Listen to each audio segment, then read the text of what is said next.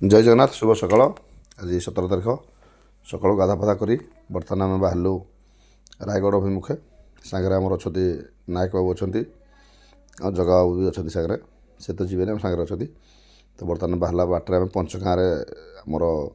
2013 मसीहार सांग जन देखाला जे कि आम एकाड़े 108 ड्यूटी करूँ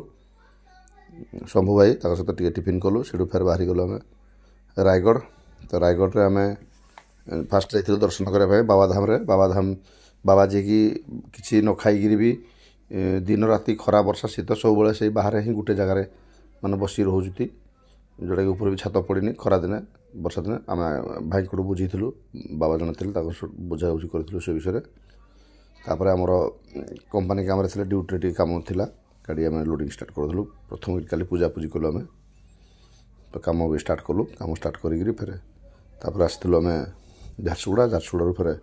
घर को मुझे तो रास्तार कुचिंडारे होटेल खाई राति घर को पहुँचला प्राय 1 पर ना टाइम होता ना 1:32